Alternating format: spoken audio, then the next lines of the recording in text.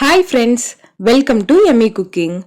இன்னைக்கு நம்ம Yummy Cookingல ஒரு ட்ரெடிஷனலான ரெசிபி தாங்க செய்ய போறோம். சுழியம் எப்படி செய்யறதுன்னு பார்க்க போறோம். தீபாவளிக்கு கண்டிப்பா இது எல்லார் வீட்லயுமே செய்யக்கூடிய ஒரு ட்ரெடிஷனலான ரெசிபி. இந்த தீபாவளிக்கு இந்த மாதிரி சுழியம் செஞ்சு பாருங்க. வீட்ல எல்லாரும் ரொம்ப விரும்பி சாப்பிடுவாங்க. அந்த அளவுக்கு ரொம்ப டேஸ்டா இருக்கும். சுழியம் எப்படி செய்யறதுன்னு பார்க்கிறதுக்கு முன்னாடி இந்த மாதிரி நிறைய யம்மியான ரெசிபிஸ்க்கு நம்ம யம்மி குக்கிங் சேனலை சப்ஸ்கிரைப் பண்ணிக்கோங்க. மறக்காம பெல் பட்டனை கிளிக் பண்ணிக்கோங்க. சுழியம் செய்யறதுக்கு 1 கப் அளவுக்கு கடலைப்பருப்பு எடுத்துக்கோங்க. இதை ஊற வைக்க வேண்டாம். நல்லா வாஷ் பண்ணிட்டு குக்கர்ல சேர்த்துட்டு தேவையான அளவுக்கு தண்ணி ஆட் பண்ணிட்டு 5 விசில் வரைக்கும் விட்டு வேக வச்சு எடுத்துக்கோங்க. இப்போ கடலை பருப்பை வேக வச்சுட்டு தண்ணி இல்லாம நல்லா வடிகட்டி எடுத்து வச்சிருக்கேன். இது குழைய கூடாது. இதை அழுத்தும் போது இந்த அளவுக்கு நல்லா அழுத்தமா இருக்கணும். நம்ம வேக வச்சு எடுத்து வச்சிருக்க கடலை பருப்பை ஒரு மிக்ஸி ஜாருக்கு மாத்திக்கோங்க. மாத்திட்டு இதை நல்லா அரைச்சி எடுத்துக்கலாம். இது ரொம்ப நைஸா அரைக்காம இந்த அளவுக்கு நல்லா கொரகொரப்பா அரைச்சி எடுத்துக்கோங்க. அப்போதான் இது சாப்பிட்றதுக்குமே நல்லா இருக்கும். அடுத்து ஒரு பாத்திரத்துல 1 கப் அளவுக்கு வெல்லம் எடுத்துக்கோங்க. இது கரைக்கிறதுக்கு 1/2 டம்ளர் அளவுக்கு தண்ணி சேர்த்துக்கோங்க. 1 கப் கடலை பருப்புக்கு 1 கப் வெல்லம் கரெக்டா இருக்கும். உங்களுக்கு இனிப்பு அதிகமா வேணும்னா நீங்க 1/2 கப் அளவுக்கு வெல்லம் ஆட் பண்ணிக்கோங்க. இப்போ வெல்லத்தை நல்லா கரைச்சிட்டு ஃபில்டர் பண்ண போறோம். இது எதுக்காக பண்றோம்னா வெல்லத்துல நிறைய தூசி மண்ணெல்லாம் இருக்கும். அதுக்காக தான் இதை இந்த மாதிரி நல்லா கரைச்சிட்டு ஃபில்டர் பண்ணி யூஸ் பண்ண போறோம். இப்போ பாருங்க, வெல்லம் நல்லா கரைஞ்சிடுச்சு. இப்போ ஸ்டவ் ஆஃப் பண்ணிடுங்க.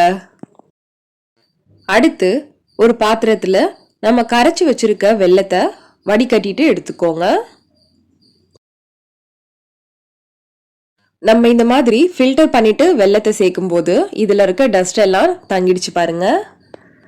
இப்போ ஸ்டவ் ஆன் பண்ணிட்டு இத கொதிக்க விட்டுடுங்க.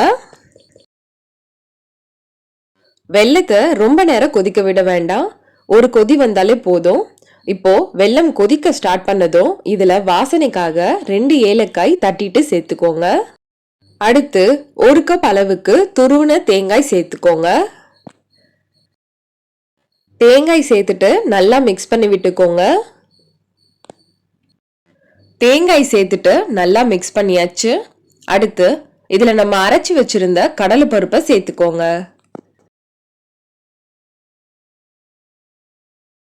கடலை பருப்பை சேர்த்துட்டு நல்லா கலந்து விட்டுக்கோங்க. இந்த கடலை பருப்பு வெல்லத்துல நல்லா மிக்ஸ் ஆகணும். அந்த அளவுக்கு நல்லா மிக்ஸ் பண்ணி விட்டுக்கோங்க. இதுல கடலை பருப்பு தேங்காய் எல்லாம் இந்த வெல்லத்துல நல்லா மிக்ஸ் ஆகுறதால சுழியம் ரொம்பவே டேஸ்டா இருக்கும். இப்ப பாருங்க, இது நல்லா மிக்ஸ் பண்ணியாச்சு. நம்ம வெல்லத்துல சேர்த்திருந்த தண்ணி கரெக்டான அளவுல இருக்கு பாருங்க. சப்போஸ் உங்களுக்கு தண்ணி அதிகமாயிடுச்சுன்னா அது குறையிற வரைக்கும் இந்த மாதிரி நல்லா கலந்து விட்டுட்டே இருங்க. இப்போ சுழியத்துக்கான பூரணம் ரெடி ஆயிடுச்சு. கொழுக்கட்டைக்கு கூட இந்த மாதிரி நீங்க பூரணம் ரெடி பண்ணிக்கலாம். இத அப்படியே கூட சாப்பிடலாம், ரொம்ப டேஸ்டா இருக்கும். இப்போ ஸ்டவ் ஆஃப் பண்ணிட்டு இத வேற பிளேட்டுக்கு மாத்திட்டு நல்லா ஆற விட்டுடுங்க. இப்போ இது நல்லா ஆறிடுச்சு. இத சின்ன சின்ன உருண்டைகளா உருட்டிக்கோங்க. உங்களுக்கு எந்த சைஸ் வேணுமோ அதுக்கேத்த மாதிரி நீங்க உருட்டிக்கோங்க. நல்லா அழுத்தம் கொடுத்து பூர்ணத்தை உருட்டிக்கோங்க. அப்போதான் இத மாவுல டிப் பண்ணி எண்ணெயில பொரிக்கும் போது பூர்ணம் பிரிஞ்சு போகாம இருக்கும். இதே மாதிரி எல்லா பூர்ணத்தையும் உருண்டை பிடிச்சு ஒரு தட்டுல ரெடியா வச்சிடுங்க. அடுத்து இத கோட் பண்ணி பொரிக்கிறதுக்கு மாவு ரெடி பண்ணிடலாம். அதுக்கு 1/2 கப் அளவுக்கு மைதா மாவு எடுத்துக்கோங்க. அடுத்து இதுல தேவையான அளவுக்கு உப்பு சேர்த்துக்கோங்க. உப்பு சேர்த்துட்டு இதுல கொஞ்சமா தண்ணி சேர்த்துட்டு நல்லா மிக்ஸ் பண்ணி விட்டுக்கோங்க. தண்ணி அதிகமா சேர்க்க கூடாது. நம்ம வீட்ல பஜ்ஜி மாவு ரெடி பண்ணுவோம் இல்லையா, அதை விட கொஞ்சம் தண்ணியா மிக்ஸ் பண்ணிக்கோங்க. இப்போ இதை நல்லா மிக்ஸ் பண்ணியாச்சு. அடுத்து நம்ம ரெடி பண்ணி வச்சிருக்க பூர்ண உருண்டைகளை இதுல கோட் பண்ணி எண்ணெயில பொரிக்க ஆரம்பிச்சிடலாம். இந்த உருண்டைய மாவுல நல்லா டிப் பண்ணி எடுத்துக்கோங்க. அப்போதான் இதை எண்ணெயில போட்டு பொரிக்கும் போது பூர்ணம் பிரிஞ்சு வராம இருக்கும். எண்ணெய் நல்லா சூடானதும் நம்ம ரெடி பண்ணி வச்சிருக்க உருண்டைகளை மாவுல டிப் பண்ணிட்டு எண்ணெயில சேர்த்துடுங்க. இதை எண்ணெயில போட்ட உடனே திருப்பி விடாதீங்க. ஒரு சைடு நல்லா பொரிஞ்சதுக்கு அப்புறம் திருப்பி விடுங்க. இப்போ 2 சைடும் நல்லா திருப்பி விட்டு ஃப்ரை பண்ணி எடுத்துக்கோங்க. இது ஃப்ரை ஆகிறதுக்கு ரொம்ப நேரம்லாம் ஆகாது.